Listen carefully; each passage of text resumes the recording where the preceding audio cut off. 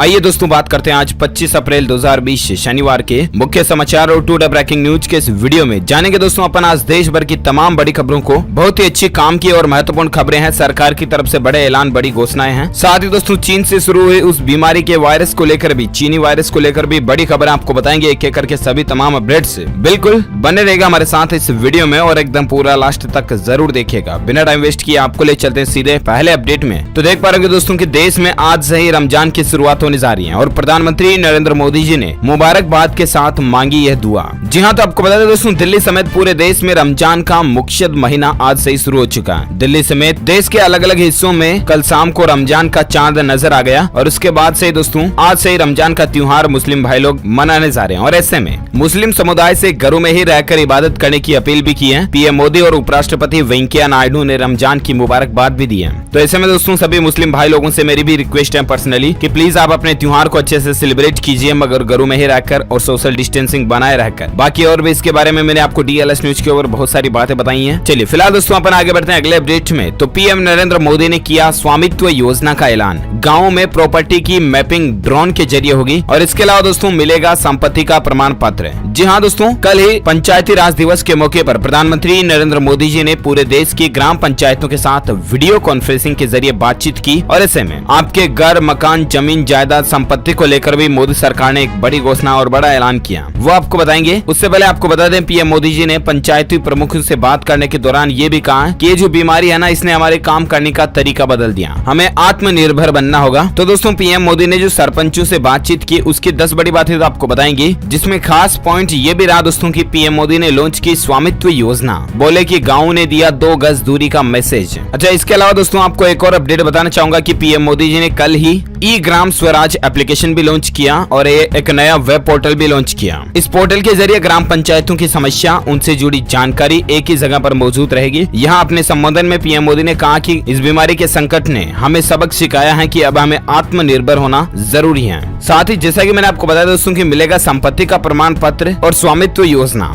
ये आखिर क्या है। जी हाँ, तो पीएम मोदी ने कहा कि स्वामित्व योजना में ड्रोन के माध्यम से पूरे गांव की संपत्ति का लेखा जोखा लिया जाएगा और स्वामित्व प्रमाण पत्र दिया जाएगा। इससे स्वामित्व को लेकर गांव में जो झगड़े होते हैं वह खत्म हो जाएंगे और स्वामित्व होने से संपत्ति के आधार पर बैंक से लोन भी लिया जा सकेगा। पीएम मोदी ने कहा कि महाराष्ट्र, उत्तर प्रदेश, उत्तराखंड, कर्नाटक सहित 6 राज्यों में इसे शुरू किया जा रहा है। इसके बाद इसमें सुधार करके पूरे देश में लागू कर दिया जाएगा। पीएम मोदी ने कहा दोस्तों की इस बीमारी के संकट से गाँव में जो जानकारी मिल रही है वह बड़ी बात हुई है। अपने दम पर इस बीमारी को निपटने के लिए पूरी दुनिया को बहुत सरल शब्दों में समझा दिया कि 2 गज दूरी का मतलब क्या होता है। प्रधानमंत्री मोदी ने इसके बाद पंचायतों के मेंबर से भी बातचीत शुरू की, जिसमें जम्मू कश्मीर के पंचायत मेंबर से भी बातचीत हुई। अब आप ये समझ गए दोस्तों कि आखिर स्वामित्व योजना क्या है, इसमें किस तरह से आपको अपनी संपत्ति का प्रमाण पत्र मिलेगा। ये जो दोस्तों मकान का पट्टा रजिस्ट्री होता है ना सिटीज में, ठीक उसी तरह से अब आपको आपकी जमीन का पट्टा रजिस्ट्री वगैरह और सरकार एनालिसिस करने के बाद दे देगी, ताकि गाँव में जो झगड़े होते हैं, ये मेरी जमीन है, ये मेरी जमीन है, यहाँ खेती मेरी है, यहाँ खेती मेरी है, ऐसे झगड़े खत्म हो जाएंगे। तो ये कुछ नई योजनाएं और नई प्लानिंग रही है prime minister of India Narendra Modi government की। चलिए अब अपन आगे बढ़ते हैं दोस्तों आज की बड़ी खबरों में। अगले अपडेट में तो देख पा रहे कि अमेजॉन फ्लिपकार्ट को टक्कर देने के लिए किराना स्टोर्स के साथ मिलकर ई कॉमर्स प्लेटफॉर्म बनाने जा रही है सरकार। जहां वाणिज्य मंत्रालय के अंतर्गत आने वाली DPIIT विभाग ने confederation of all India traders यानी कि केट के साथ मिलकर एक ई कॉमर्स पोर्टल शुरू करने की प्लानिंग बनाई है। लॉकडाउन के दौरान लोगों को जरूरी सामान मुहैया कराने की चुनौती को देखते हुए कॉन्टैक्टलेस ई मार्केट प्लेस शुरू करने का निर्णय लिया गया और इससे दोस्तों दिग्गज ई कॉमर्स कंपनियां अमेजॉन और फ्लिपकार्ट को भी कड़ी टक्कर मिल सकती है। आपको बता दें कि एक दिन पहले यानी गुरुवार को अमेजॉन ने भी 5000 से ज्यादा किराना स्टोर्स को अपने प्लेटफॉर्म से जोड़ने की पहल को शुरू करने का ऐलान किया था। तो ये गवर्नमेंट की प्लानिंग चल रही है ताकि लॉकडाउन के दौरान लोगों को घर पर ही सामान की होम डिलीवरी वगैरह हो सके, है ना।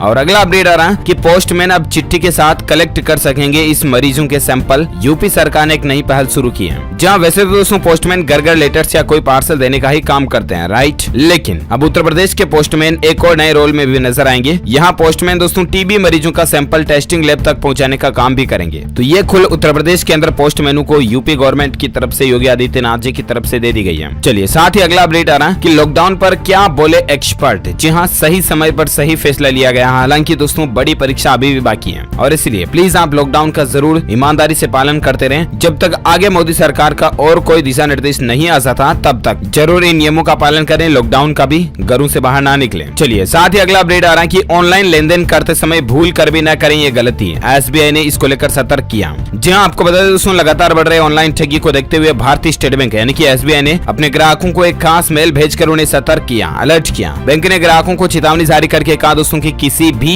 ऑनलाइन लेनदेन के समय कुछ बातों का जरूर ध्यान रखें, वरना आपके साथ धोखाधड़ी हो सकती है। मैंने आपको बार बार बताया है और एक बार लास्ट बार बता रहा हूँ दोस्तों कि किसी के भी साथ आप अपने OTP, mobile number, bank account number, Aadhaar card number वगैरह ये चीजें शेयर ना करें, ठीक है। इसके अलावा फालतू के एसएमएस, ईमेल में आने वाले लिंक्स पर क्लिक ना करें, क्योंकि ऑफर के बारे में आपको बताया जाता है और आपको लुभावने ऑफर दिए जाते हैं। पास में एक लिंक दी जाती है, उस पर क्लिक करके आप अपनी डेबिट कार्ड डिटेल वगैरह भर देते हो और आपके खाते से पैसे उड़ सकते हैं। इन बातों का ध्यान रखें। नेट बैंकिंग का पासवर्ड जरूर समय समय पर बदलते रहें। चलिए साथ ही दोस्तों अगला अपडेट आ रहा कि तमिलनाडु में चेन्नई सहित इन 5 शहरों में कंप्लीट लॉकडाउन का ऐलान हो चुका। जहां इस बीमारी के संक्रमण को बढ़ते हुए देखते हुए दोस्तों तमिलनाडु के मुख्यमंत्री के पलानीस्वामी ने चेन्नई, कोयम्बटूर, मुदुरै, तिरुपुर और सलेम में सख्ती से लॉकडाउन लागू करने का आदेश दे दिया। एक बैठक हुई और इसके बाद ये फैसला लिया गया। और साथ ही दोस्तों अभी अगर इस बीमारी के आंकड़ों की बात करें ना, तो आप देख सकते हैं पिछले 24 घंटों के दौरान भारत में इसके 1684 नए मामले देखे गए। 23,000 के पार टोटल संक्रमित लोगों का आंकड़ा पहुंच चुका। और एग्जैक्ट डेटा की बात करें तो अभी तक के जारी आंकड़े डेटा के अनुसार दोस्तों 23,452 से भी ज्यादा लोगों की संख्या अभी हमारे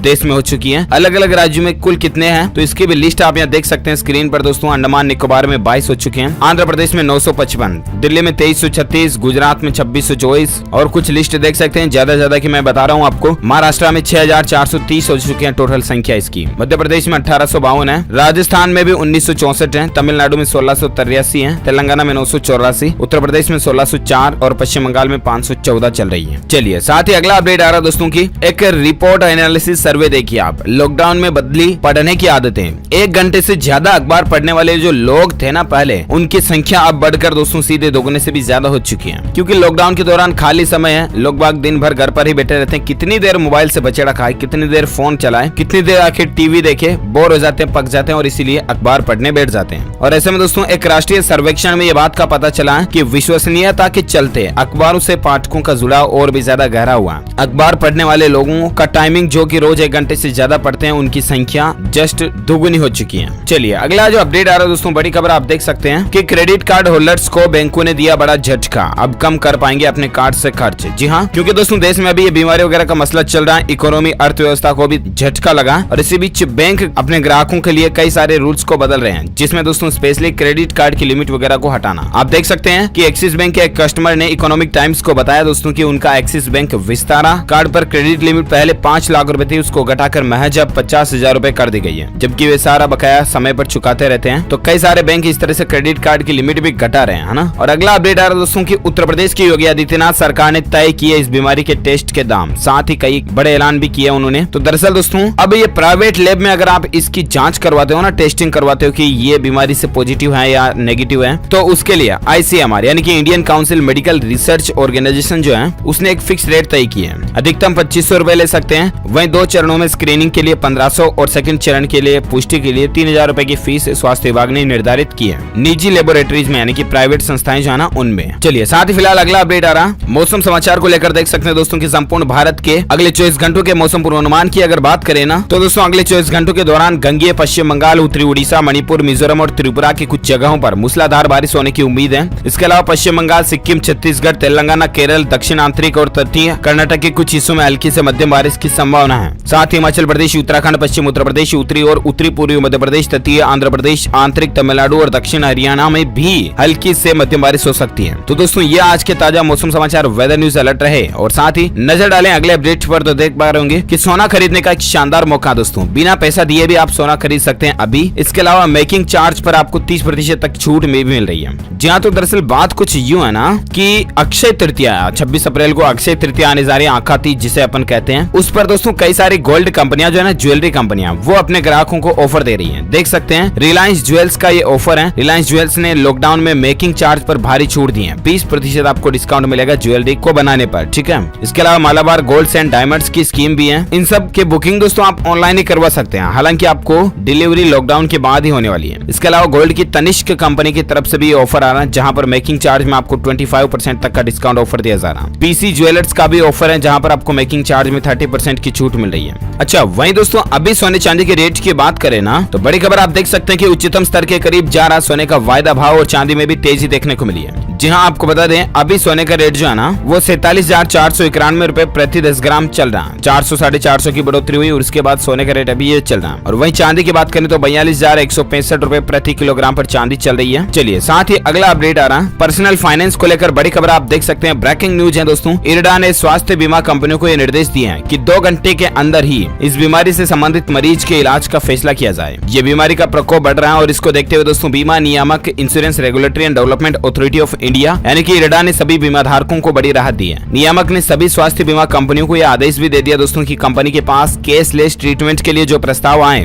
उन पर सिर्फ 2 घंटे के अंदर फैसला लिया जाए ताकि लोगों को सही समय पर सही इलाज मिल सके और उन्हें आर्थिक रूप से परेशानी का सामना न करना पड़े। तो ये भी एक अच्छी और राहत की खबर है दोस्तों जिन भी लोगों ने बीमा करवा रखा है उनके लिए। साथ ही अगला अपडेट देख सकते हैं कि म्यूचुअल फंड में पैसा लगाने वालों के लिए एक बड़ी खबर है, बंद हो जाएगी ये 6 स्कीम्स। जरूर जान लेनी चाहिए आपको, ये 6 पॉइंट्स बंद होने जा रहे हैं। अगर आप म्यूचुअल फंड शेयर मार्केट वगैरह में काम करते हैं तो आप इनके बारे में समझ सकते हैं। Franklin India Templeton low duration fund 2nd, 3rd, 4th, 5th, 6 आप देख सकते हैं। चलिए अगला जो अपडेट आ रहा है दोस्तों, कैबिनेट मीटिंग में एक बड़ा फैसला लिया गया। गैर यूरिया उर्वरकों की सब्सिडी पर रेटों को घटाया गया। चालू वित्त वर्ष में दोस्तों 22,186 करोड़ रुपए का खर्च का अनुमान लगाया गया। और उसके बाद आप देख सकते हैं कि प्रधानमंत्री नरेंद्र मोदी की अध्यक्षता में हुई मंत्रिमंडल की आर्थिक मामलों की समिति की बैठक में एक महत्वपूर्ण फैसला लिया गया। और इसमें दोस्तों उर्वरक मंत्रालय ने एक वक्तव्य में कहा दोस्तों की चालू वित्त वर्ष के लिए नाइट्रोजन पर सब्सिडी को पिछले साल के 18 रुपए और 90 पैसे से घटाकर 18 रुपए 78 पैसे प्रति किलो कर दिया। वहीं फास्फोरस पर 15 रुपए 21 से घटाकर 14.88 प्रति किलो कर दिया। पोटास पर 11.12 से घटाकर 10.11 कर दिया। तो ये कुछ सब्सिडी के रेटों में कटौती की गई है, खास करके किसानों के लिए महत्वपूर्ण अपडेट है। और साथ ही अगली खबर आप देख सकते हैं कि अब इस इंडस्ट्री ने लगाई सरकार से मदद की गुहार। इस बीमारी और लॉकडाउन की वजह से पहुंची डूबने की कगार पर। जी हां, Indian association of tour operators ने शुक्रवार को सरकार से पर्यटन उद्योग को राहत प्रदान करने का आग्रह किया। संस्था का अनुमान है दोस्तों कि पर्यटन उद्योग के साथ साथ 3.8 करोड़ लोगों की नौकरियां भी इससे जुड़ी हुई है। देखते हैं अब सरकार इनके लिए क्या राहत पैकेज लाती है, मैं आपको बताऊंगा जरूर। फिलहाल अगला अपडेट देख सकते हैं कि गाजियाबाद में लॉकडाउन पर और ज्यादा सख्ती होगी। अब इस टाइम पर खुलेगी दुकानें। जी हां, 25 अप्रैल से दोस्तों फल सब्जी और ग्रोसरी किराना की दुकानों के समय में परिवर्तन किया गया। डीएम के आदेशानुसार आप यहाँ टाइमिंग देख सकते हैं। ओके दोस्तों, तो इसके साथ ही आज की बड़ी खबरें, मुख्य समाचार, today breaking news, India news, headlines news का अपडेट वीडियो फिनिश होता है। और हाँ, साथ ही अगर आपको ये वीडियो अच्छा लगा तो दिल से इसे लाइक कीजिए और शेयर भी कीजिए अपने दोस्तों के साथ फेसबुक और व्हाट्सएप के हर ग्रुप में। और हाँ, आप मुझे नीचे कमेंट करके जरूर बताना दोस्तों कि आप अभी कौन सा मोबाइल फोन यूज कर रहे हैं, आपके मोबाइल का मॉडल और कंपनी का नाम मुझे नीचे कमेंट करके जरूर बताएगा, ताकि आपके मोबाइल से संबंधित कोई अपडेटेड न्यूज होगी टेक्निकल तो मैं आपको जरूर शेयर कर पाऊंगा। और साथ ही अगर आप DLS न्यूज पर पहली बार आए हैं ना तो चैनल को सब्सक्राइब करके बेल आइकन जरूर दबा देना, ताकि आपको रोजाना के ताजा अपडेट्स तुरंत मिलते रहेंगे। Thank you, take care, good bye, जय हिंद, जय भारत,